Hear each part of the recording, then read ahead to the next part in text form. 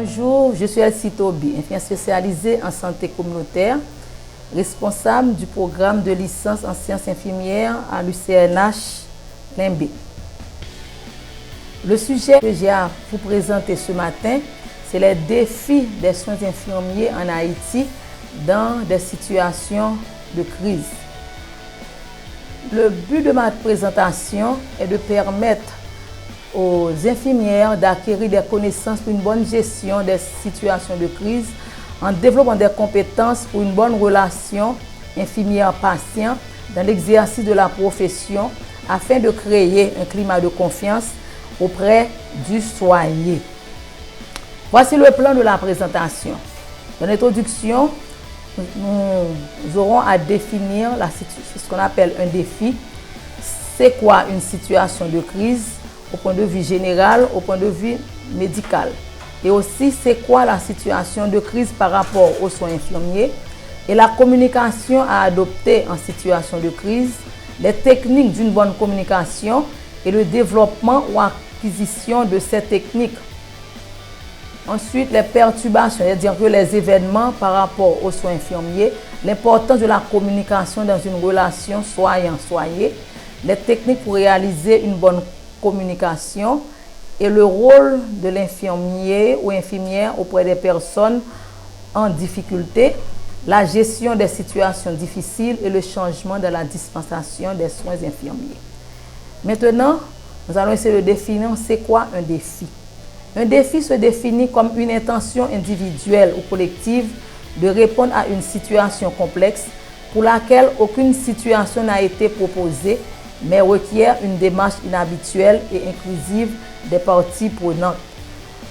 Autrement, on peut dire que dans le domaine commercial, on parle de défi, c'est la stimulation des forces pour élever les ventes, ou aussi dans le domaine sportif, on parle d'épreuve pour remporter un trophée.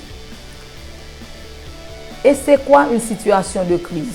En général, on parle de situation de crise, c'est quand un événement inattendu ou bien perturbateur survient dans un pays, dans une communauté ou dans la vie d'un individu. Ou encore, on parle de rupture de l'équilibre social. Par exemple, un événement politique peut produire aussi une situation de crise. On parle aussi de crise économique. On parle aussi de crise pour les jeunes qui aspirent, qui sont inquiets par rapport à leur avenir. Et aussi, on parle d'une manifestation brusque de sentiments chez une personne. On parle aussi de situations de crise généralisées, par exemple, que dans la vie de l'individu, dans une communauté. Cette situation peut entraîner ce qu'on appelle des émotions comme la peur, comme l'anxiété, comme la violence, comme l'angoisse. En Haïti, on a parlé de situations de crise depuis, par exemple, depuis 2010. Les soins infirmiers en Haïti ont été confrontés à ce qu'on appelle des événements qui ont fragilisé la dispensation des soins dans notre pays, où la situation sanitaire s'est toujours révélée précaire. Par exemple, le 12 janvier 2010, aux environs de 16h53, un séisme de magnitude 7.3 frappa Haïti, causant des dégâts énormes, tant en vie humaine que matériel. L'Institut sanitaire, le personnel de santé, rien n'a été épargné. Quelques mois plus tard, ce fut l'apparition de l'épidémie de choléra, une maladie jusque-là inconnue du personnel de santé en Haïti depuis des générations. Le 19 mars 2020, ce fut l'apparition des 2 premiers cas de Covid-19, une maladie qui a été identifiée en décembre 2019 en Chine et qui a eu des répercussions chez nous. On dit jamais 2 sans 3. Ensuite est apparu ce qu'on appelle chez nous l'instabilité politique avec toute sa cohorte d'insécurité. Voilà les défis pour les infirmières, pour les infirmiers d'Haïti. Pour l'infirmière, on parle toujours de ce qu'on appelle continuité de l'accompagnement dans des moments difficiles, avec confiance, avec espoir. C'est ça le rôle de l'infirmière, de donner confiance et espoir malgré la situation. Et cette gestion des situations difficiles va dépendre du savoir-faire et du savoir-être de l'infirmière et surtout de son leadership et de sa capacité d'adaptation.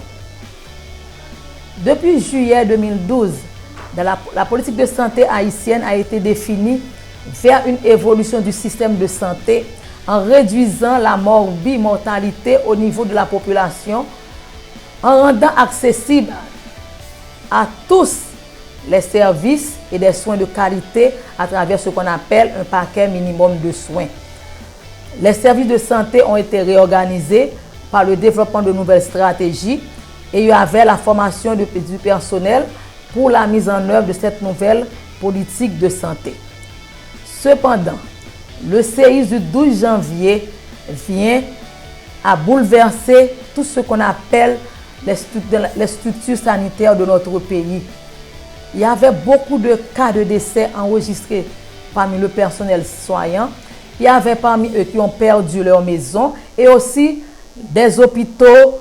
Tout a été détruit en quelques secondes. J'ai le témoignage d'une infirmière qui a dit « Il ne reste qu'un tas de ruines. J'ai perdu la moitié de mes collègues. J'étais très choquée.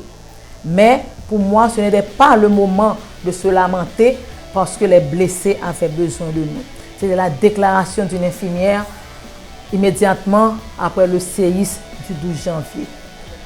Et une autre infirmière avait déclaré aussi « Je n'avais pas le choix. » Beaucoup d'infirmières étaient décédées et les besoins étaient énormes car il y avait des milliers de patients qui devaient être opérés. 4 mois encore après le séisme, malgré la phase d'urgence était passée, mais cependant le nombre de patients à soigner avait augmenté considérablement. Il y avait au moins 20 personnes par jour par infirmière. Et malgré les horaires étaient redevenus normaux, cependant on n'avait pas d'heure, ni de commencement, ni quand le service a commencé, ni quand on devait terminer. C'était le témoignage vécu par des infirmières durant les premières semaines après le séisme. Cependant, une autre avait déclaré, malgré tout ce changement au niveau de notre travail, mais ce qui n'avait pas changé, c'est la débrouille. C'est quoi la débrouille dans les soins en Haïti? C'est qu'il y a toujours ce qu'on appelle l'absence de matériel, absence d'infrastructure. L'infirmière devait toujours travailler à ce qu'on appelle les moyens du bord.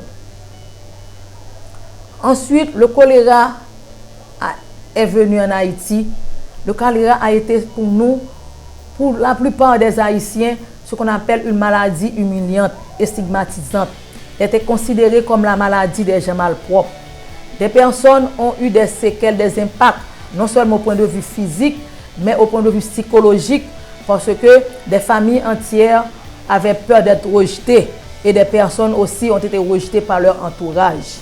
Le malade qui accepte de venir chercher le traitement à l'hôpital avait aussi la peur d'être rejeté par le personnel infirmier parce qu'il se sent diminué physiquement, socialement et mentalement. Et c'est pourquoi on a expliqué qu'il y avait beaucoup de cas de mortalité par choléra en Haïti parce que les gens s'étaient contentés surtout de ce qu'on appelle l'automédication. Vers la fin de l'année 2019, Haïti encore vit et continue à vivre de ce qu'on appelle un climat d'insécurité troublant la paix des familles. Le phénomène de kidnapping, la lutte entre les gangs rivaux, meurtres, assassinats. Personne n'est épargné. Le personnel santé lui-même n'est pas épargné. Parce que, par crainte, par peur, il y a des personnels santé qui n'ont pas pu se rendre dans leur lieu de travail, ce qui a créé des perturbations dans l'horaire. Et parfois, une infirmière est obligée de travailler à la place parce qu'on ne pouvait pas laisser les patients. Dans cette situation, on nous dit que la communication est essentielle dans le rapport entre le personnel infirmier et le patient. Malgré le stress, le personnel infirmier doit se montrer à la hauteur dans la dispensation de ses soins. Il doit établir une relation de soins de façon ponctuelle pour répondre à son patient Est-ce que l'infirmière doit développer ce qu'on appelle son savoir de communiquer de manière adaptée à son patient? Le rôle de l'infirmière, le rôle primordial de l'infirmière est de soulager la douleur physique et morale. Son rôle est surtout d'aider le patient à passer le cap difficile qu'est la maladie, ce qui n'est pas toujours bien compris par le patient. Pour cela, l'infirmière doit créer ce qu'on appelle un temps de dialogue avec le patient. C'est ce que nous appelons la communication avec le patient. Il doit développer des attitudes et des qualités telles qu'une attitude empathique, cette attitude qui va permettre à l'infirmière de comprendre réellement la personne, de voir ce que vit la personne, de voir que cette personne est importante malgré sa maladie et faire comprendre à cette personne qu'en tant que personnel infirmier, on est intéressé non seulement à sa maladie, mais à ce qu'il vit, à ce qu'il vit à sa personne en général. Il faut aussi que l'infirmière soit capable d'écouter son patient. Ce n'est pas écouter pour écouter, mais ce qu'on appelle des pratiques, ce qu'on appelle l'écoute active, savoir capter le message, savoir comprendre le contenu, de saisir ce que la personne veut dire. Et aussi employer ce qu'on appelle la reformulation pour vérifier est-ce qu'on a compris réellement ce que le malade vient nous exprimer. Parce que nous comme soignants, nous n'avons pas l'approche de communiquer notre sentiment personnel à la personne, mais cependant savoir interpréter l'information qui émane de cette personne. Et c'est de cette façon qu'on peut réellement communiquer, aider à la personne à traverser ce sentiment d'insécurité, ce sentiment de crise qu'elle traverse. Dans tout ça aussi, on doit aussi pratiquer ce qu'on appelle le respect. On doit respecter le droit de la personne. Parce que la personne a le droit c'est pas à l'infirmière de déterminer la ligne de conduite. Par ce qu'on appelle respect chaleureux, la personne doit sentir que il a le droit d'exprimer sa pensée. Il a le droit de mener sa vie comme il l'entend. On doit faire sentir à cette personne qu'il a en lui des moyens de faire son choix et qu'il est digne d'amour et de respect. L'infirmière doit développer cette attitude. Ça va lui permettre de communiquer aisément avec le patient parce qu'il va développer cette capacité de réfléchir, de discerner et de ne porter pas de jugement. Et dans tout ça, l'important c'est de se montrer discret, que la personne ne se sente pas qu'on va entrer directement dans sa vie privée, parce qu'il y a un pas qu'on ne doit pas franchir dans la vie de l'individu, même s'il est malade, l'individu qui est en face de nous. On doit essayer aussi d'acquérir ces qualités par des aptitudes, de se montrer qu'on doit réellement le désir d'aider, le désir de s'impliquer réellement de la vie de la personne. On doit avoir des connaissances, c'est-à-dire connaître ses ressources, connaître ce qu'on doit, connaître ses limites, avoir ce qu'on appelle le savoir-faire. Ensuite, exploiter son expérience, essayer de représenter des situations qu'on a déjà vécues.